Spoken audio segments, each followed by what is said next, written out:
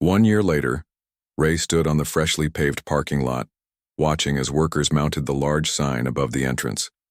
Johnson Reynolds Technical Academy. The modern building gleamed in the morning sunlight, all glass and steel, yet somehow fitting perfectly against the backdrop of rolling hills and open sky.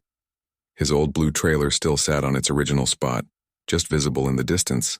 Beside it now stood Ray's new home, modest by the standards of what he could afford but spacious and solid, with a wide porch that wrapped around the entire structure. He'd designed it himself, insisting on materials that would last generations. "Ready for the big day?" Thomas asked, joining Ray as they both looked up at the sign. The past year had aged the older man in good ways. His face more relaxed, eyes clearer, as if unburdened by the secret he'd carried for so long. "As ready as I'll ever be," Ray replied, straightening the collar of his new button-up shirt.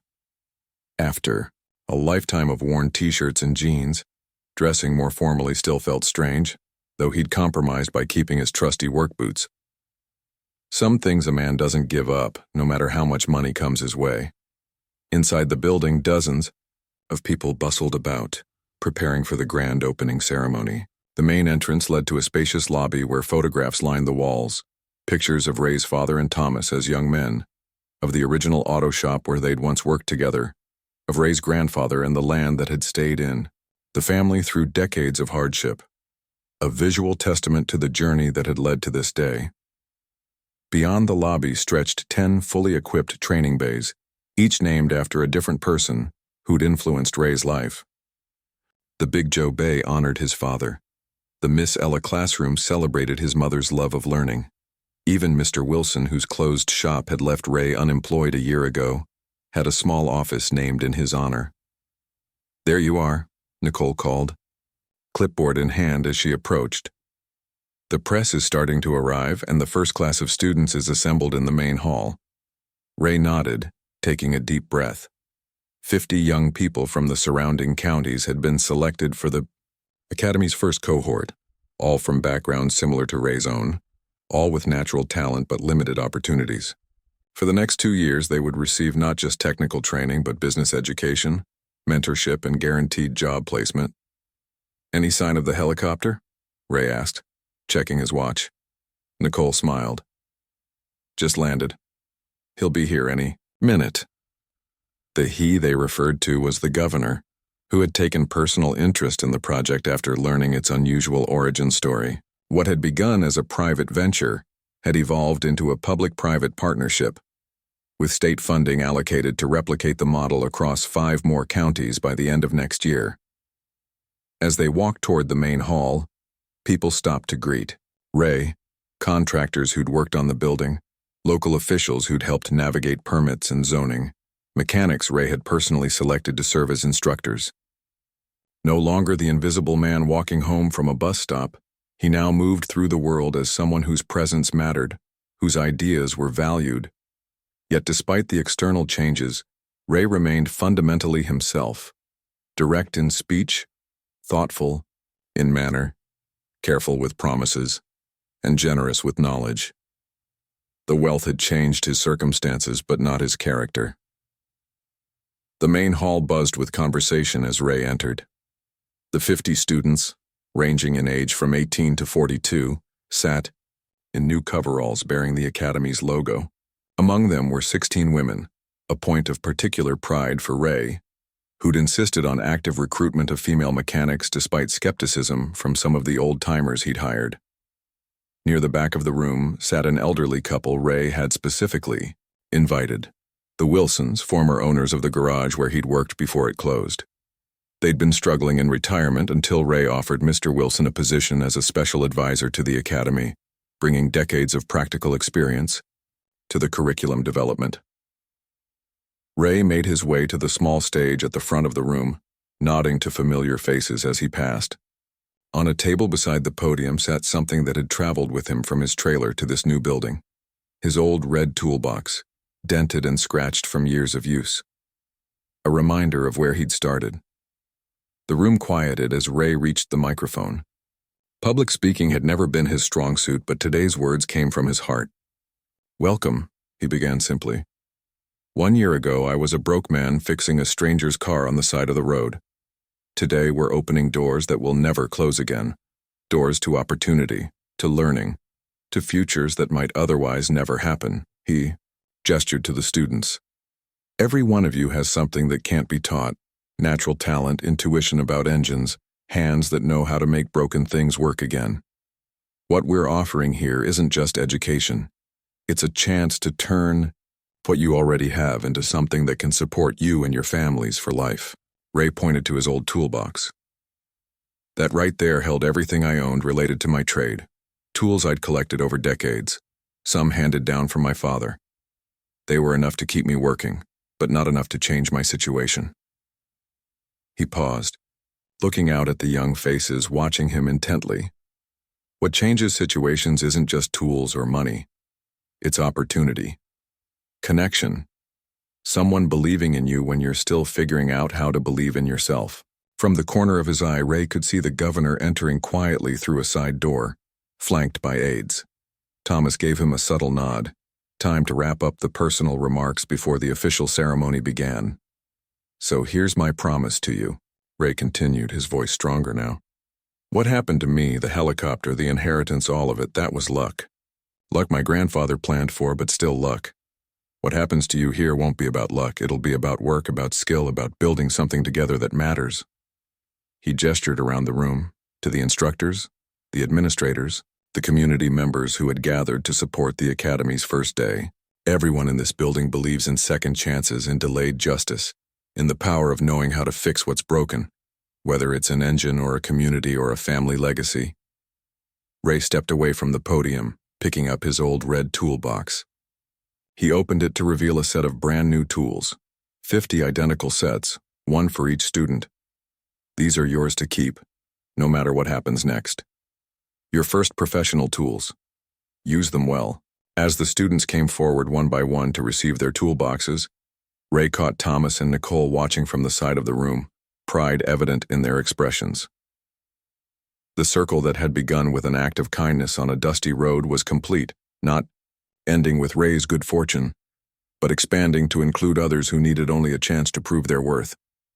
Outside, the sign caught the midday sun, casting a shadow that stretched toward Ray's old trailer in the distance, connecting past and present, hardship and opportunity, broken things and the hands skilled enough to fix them. For the next 3 weeks, Naomi practiced harder than ever before. She chose Beethoven's Pathetique Sonata, a piece that spoke of struggle and triumph, something she understood well. Her fingers worked the keys until sometimes they cramped. At night, Rose would massage them with warm oil, telling stories about Naomi's mother to keep her mind off the pain. Your mama was brave too, she'd say. Scared sometimes, but brave anyway. The day before the master class, Tiana came over to help Naomi choose what to wear. The blue dress, Tiana decided after much deliberation. It brings out the gold in your skin and it looks fancy, but not like you're trying too hard. Naomi's hands trembled as she touched the dress. Will I look normal? She asked in a small voice. Tiana was quiet for a moment. You'll look beautiful, she said finally, but you've never been normal, Naomi. You've always been extraordinary. That night, Naomi couldn't sleep. She lay awake listening to the sounds of the city and the soft snores from her grandmother's room. What was she thinking? Agreeing to play? For Victor Harrington? People said he could be cruel to students who didn't meet his standards. What standards would he have for a girl who had never had a proper lesson in her life? Morning came too quickly. Rose made a special breakfast. French toast with cinnamon, Naomi's favorite, but again she could barely eat. Just remember, Rose said as they waited for the taxi that would take them to Tulane. No matter what happens today, you're still my star. The university campus bustled with activity. Someone from the music department met them at the entrance, a young man named David who spoke quickly and seemed nervous himself. We've got 9 other students playing today, he explained as he guided them through the buildings. Most are from the conservatory or music majors here. You're the only high school student selected.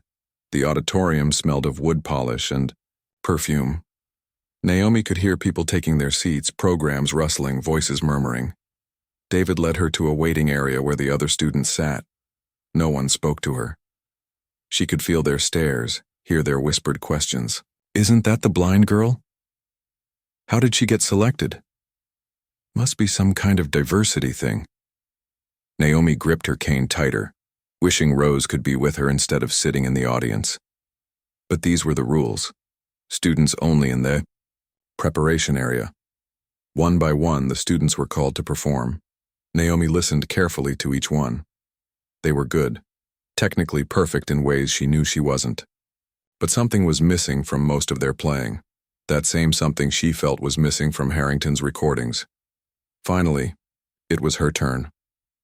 David came to guide her to the stage. "Don't be nervous," he whispered. "Just play like you did on that recording." The stage felt enormous under her feet. The wood was smooth, polished. Her cane made a soft tapping sound as she walked to the piano. She could hear the audience shifting, whispering. The piano bench was cold when she sat. Then a voice spoke, deep, cultured, with a hint of an accent she couldn't place. "You're Naomi Robinson?" The voice belonged to Victor Harrington. She could hear him moving closer, his expensive shoes making a distinctive sound on the stage floor. "Yes, sir," she managed to say. "And you'll be playing the Pathétique today?" "Yes, sir." There was a pause. Naomi's hands hovered above the keys, waiting. "Young lady," Harrington said, his voice carrying clearly across the now silent auditorium. "Do you really think you belong in this master class?" The words fell like stones. Naomi felt her face grow hot. Her hands began to tremble. "These students," he continued, "have trained at the finest conservatories. They've dedicated their lives to mastering classical technique. This isn't some charity event or inspirational special interest story." Someone in the audience gasped. Naomi felt tears threatening, but she blinked them back. She thought of Rose, probably sitting straight-backed in the audience, chin up with pride and worry. Harrington wasn't finished. Classical piano requires years of formal training, sight reading, and technical precision. It's not something one picks up by ear. Naomi sat frozen, her hands still hovering above the keys. In her mind, she could hear Rose's voice. "Are you afraid because of your eyes or because of your heart?" The silence stretched out, uncomfortable and heavy. Naomi could hear people shifting in their seats, a soft cough from somewhere in the back of the room, the barely audible sound of someone whispering, "How terrible." Her heart pounded so loudly she was sure everyone could hear it. But underneath the fear and humiliation, something else was growing. A quiet strength, a certainty. She hadn't come this far to be turned away now. "May I play now, sir?" She asked, her voice clearer and steadier than she expected. Victor Harrington sighed loudly enough for everyone to hear. "I suppose we've come this far," he said, not bothering to hide his irritation. "Though I must wonder about the selection committee's judgment." A few uncomfortable laughs rippled through the audience. Naomi felt her cheeks burn hotter, but she kept her chin up, the way Rose had taught her. "Never let them see you're hurt," Rose always said. "It only gives them power. Perhaps you should consider a more suitable hobby." Harrington continued, his voice dripping with fake kindness that hurt worse than open cruelty, something more accessible. Classical piano requires not just talent but discipline and proper training. Years of it. Every word cut deeper. Naomi could hear someone shifting angrily in the front row. Probably Rose, ready to march up and give this famous man a piece of her mind. But this was Naomi's battle, not her grandmother's. "I understand this was likely done as some sort of inclusive gesture," Harrington said, speaking now as if Naomi wasn't even there. "But this masterclass is for serious musicians with professional potential, not for—" "Excuse me, sir," Naomi interrupted, surprising herself with her courage. "But I didn't come here for charity. I came to play." The auditorium went so quiet Naomi could hear the air conditioning humming. She could almost feel Harrington's surprise. People probably didn't interrupt him very often. "Young lady," he said after a moment, his voice colder now. "Attitude won't compensate for proper training. Do you know how many hours the other students here have practiced?" How many years they've studied theory and technique, how many competitions they've won. This isn't a talent show. Naomi's fingers still hovered over the keys, steady now despite her racing heart.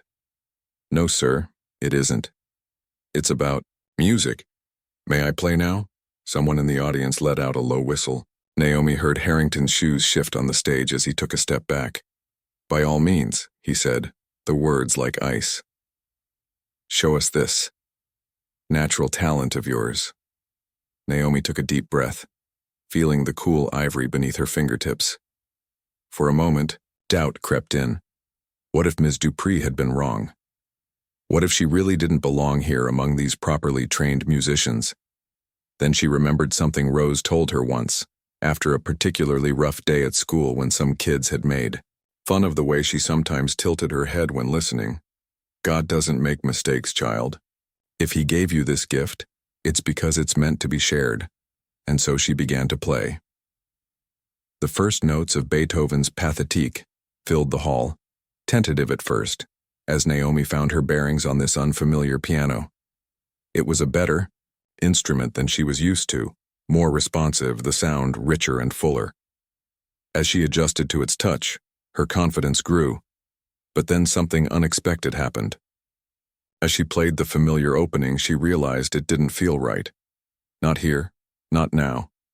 This wasn't what she needed to say. In the middle of Beethoven's composition, Naomi changed course.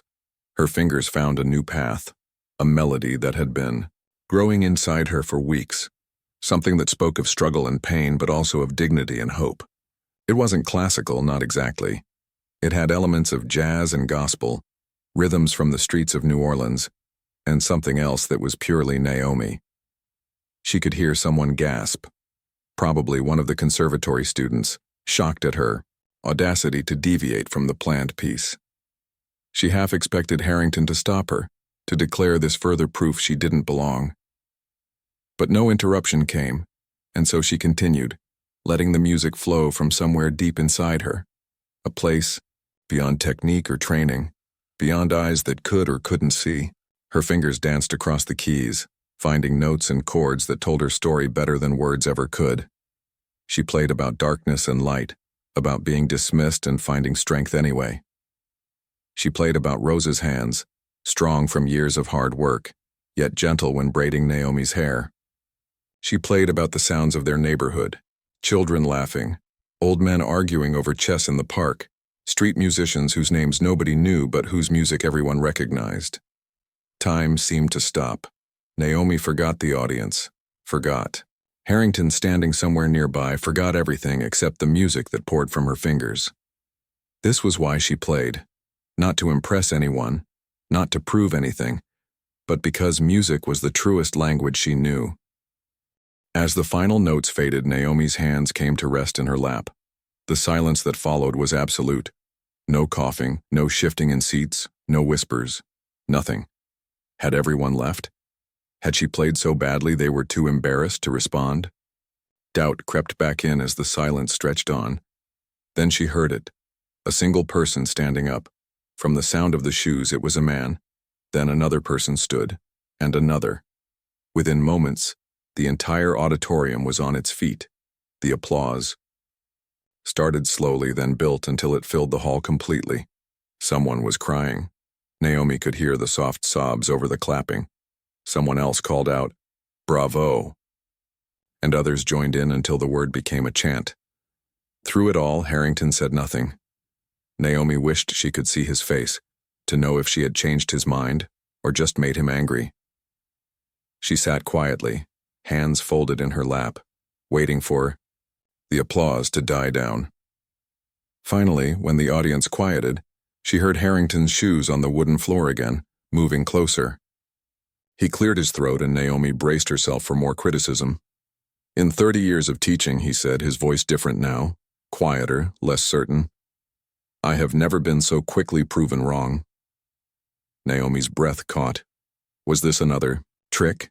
Another setup for humiliation? What you just played, Harrington continued, wasn't Beethoven. It wasn't anything I've heard before. I'm sorry, Naomi began, but he cut her off.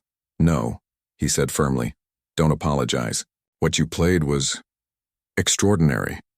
It was alive in a way that most performances, even technically perfect ones, are not.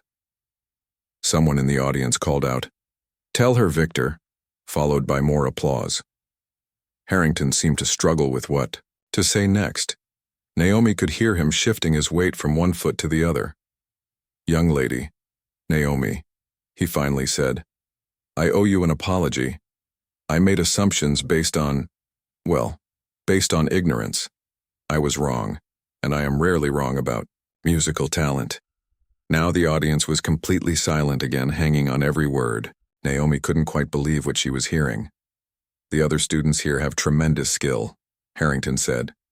"But what you have, that can't be taught. That comes from somewhere else." Naomi felt tears welling up, but these were different from the ones she'd fought back earlier. These weren't from hurt or shame, but from a kind of relief. Relief that finally, someone in the music world recognized what she could do without seeing only what she couldn't. "Thank you, sir," she managed to say. "No," Harrington replied, his voice gentler than seemed possible from the man who had been so cruel minutes before.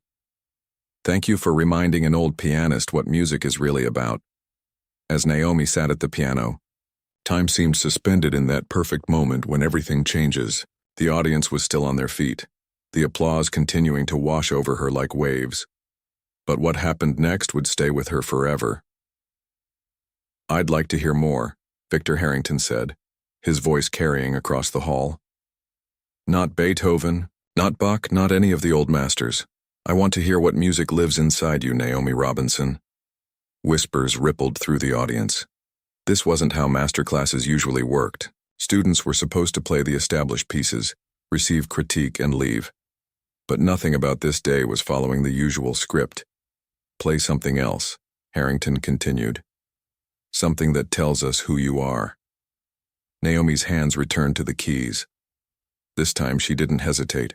Her fingers found the opening notes of a melody she'd been working on for months but had never played for anyone, not even Rose. It was a piece about her mother, based on the few memories she had and the many stories Rose had told her. DY. Music started softly, like a lullaby half-remembered from childhood. Then it grew, becoming more complex, weaving in hints of her mother's favorite songs that Rose had described.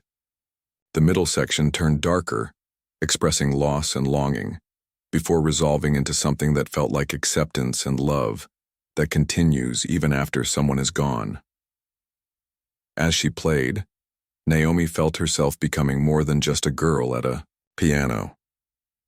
She was a storyteller, a keeper of memories, a creator of something new from the pieces of her past. The piano responded to her touch, as if it understood exactly what she was trying to say. When the final notes faded, the silence returned.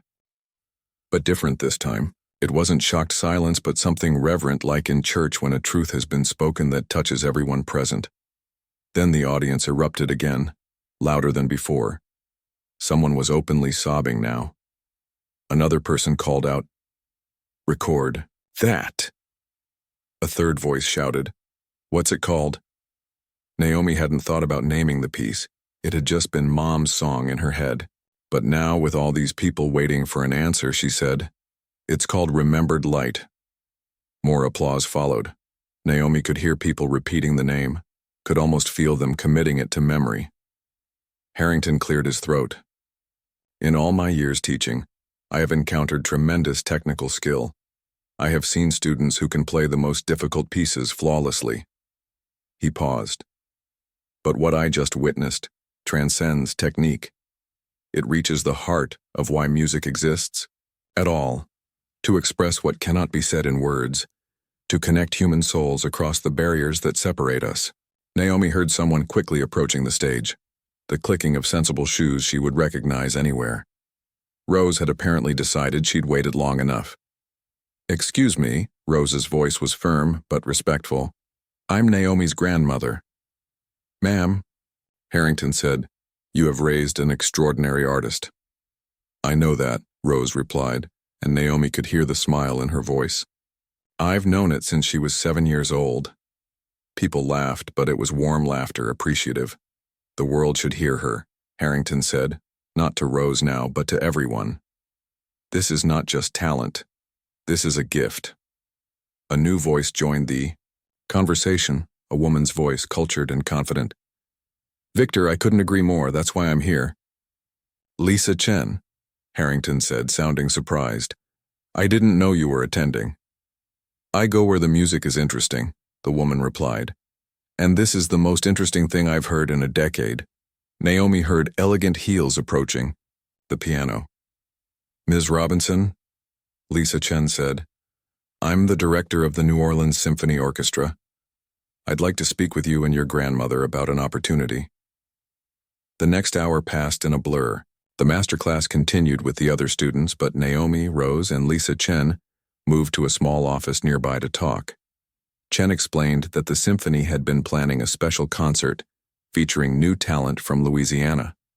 We've been looking for something fresh, something authentic, Chen explained. What I just heard fits perfectly with our vision. But I don't read music, Naomi reminded her. I can't follow a conductor. Chen laughed softly. Honey, after what I just heard, we'll follow you. They discussed dates, rehearsals, and what Naomi might play. Then Chen asked the question that changed everything. Have you ever considered composing more formally, writing down your music so others could play it? I wouldn't know how, Naomi admitted. That can be taught, Chen replied. The music itself. That's the part that can't be taught, and you already have that. As they talked, Naomi's phone kept buzzing in her pocket. When they finally finished with Chen, she pulled it out and asked Rose to check it. Goodness, Rose said. Tiana has sent you about 20 messages.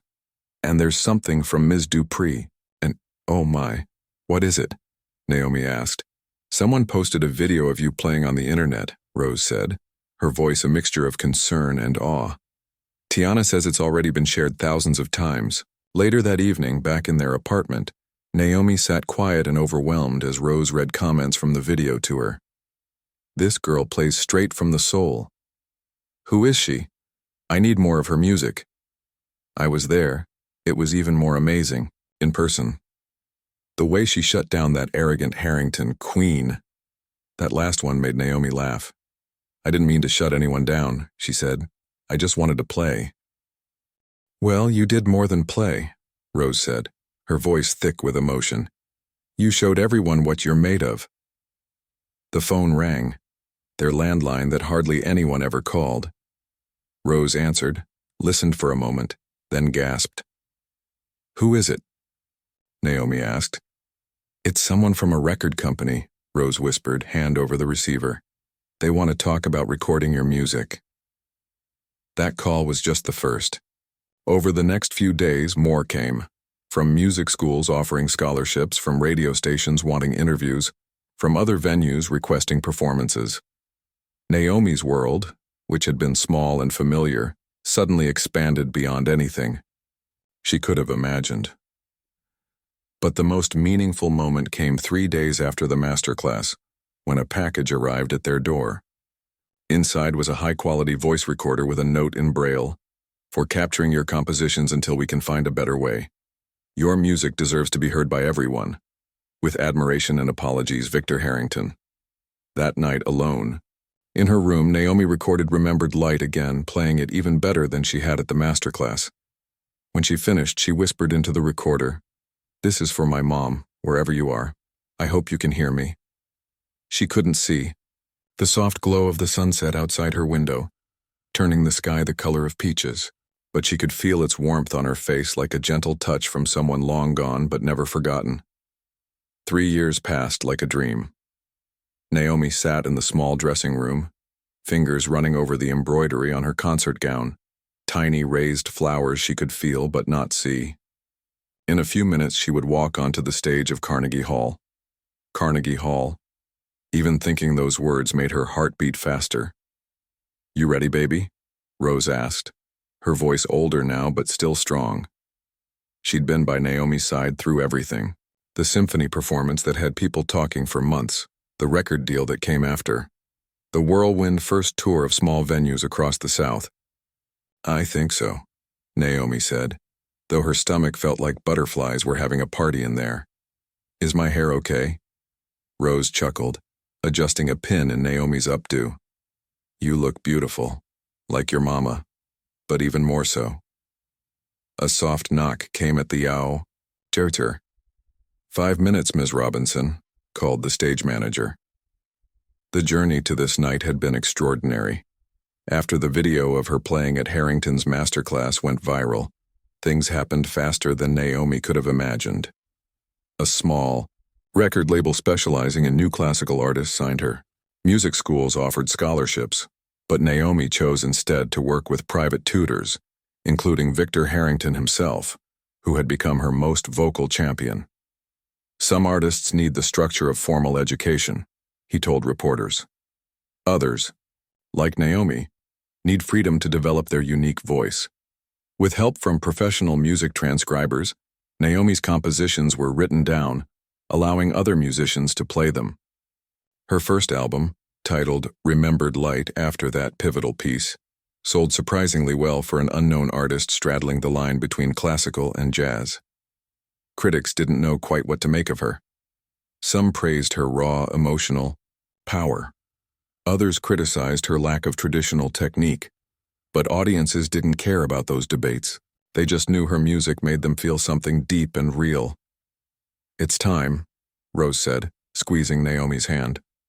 They walked together to the stage entrance where Rose would have to let go. Before she did, she pressed something into Naomi's palm, a small smooth stone. What's this? Naomi asked, fingers exploring the object.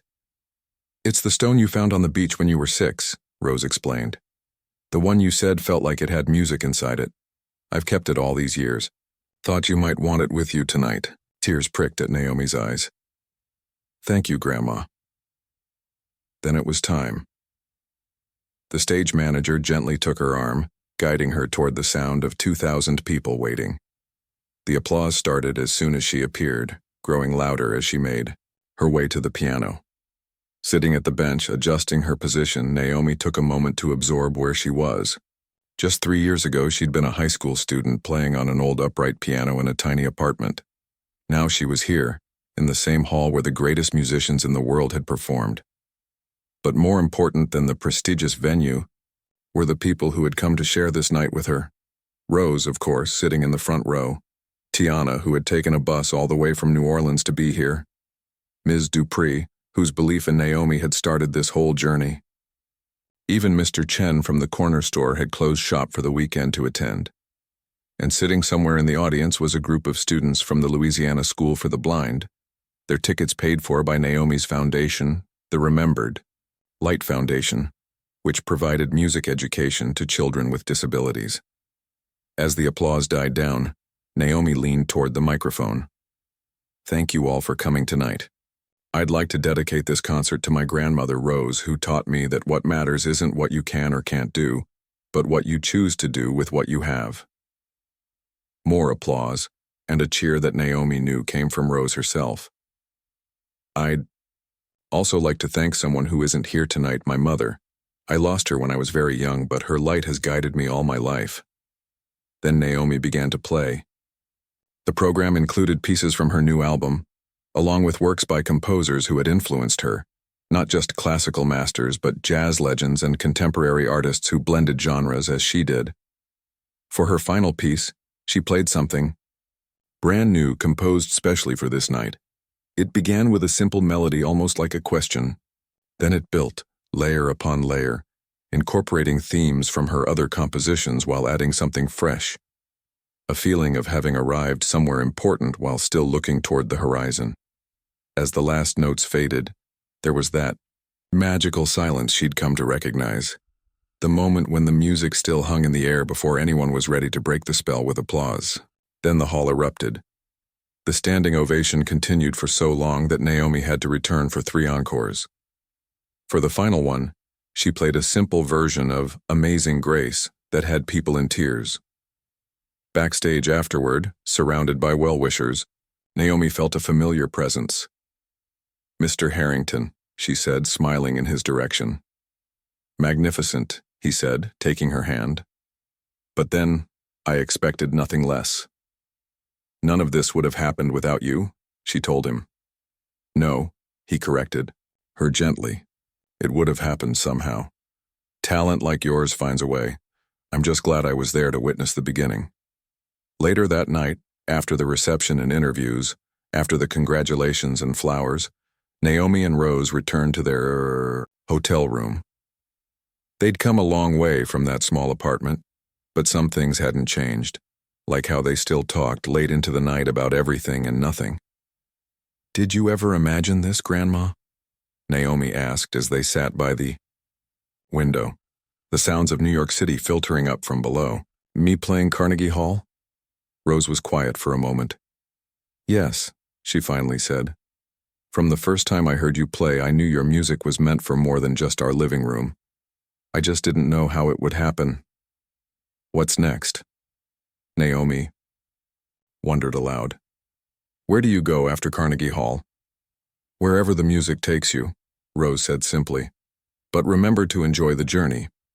That's something your mama always said. The destination matters less than how you travel there. The next morning, Naomi woke early. Taking her cane, she carefully made her way to the hotel window and opened it, letting the sounds and smells of the city wash over her. Somewhere nearby, a street musician was playing saxophone, a jazzy improvisation that made her smile. Her phone chimed with messages, congratulations, interview requests, invitations to play at other prestigious venues. But what made her pause was an email from a young girl who had attended last night's concert with the group from the School for the Blind. I never thought someone like me could be on a stage like that, the girl had written, but now I know it's possible. Thank you for showing me what's possible.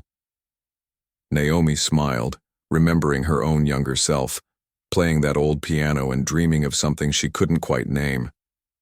Now she knew what it was, not fame or Carnegie Hall, but the chance to make music that mattered, that connected people, that showed what was possible when you refused to be defined by what you couldn't do. She began humming a new melody, already, thinking about her next composition. This one would be about possibilities, about doors opening, about finding your way in darkness and light. And somewhere, she hoped, her mother was listening.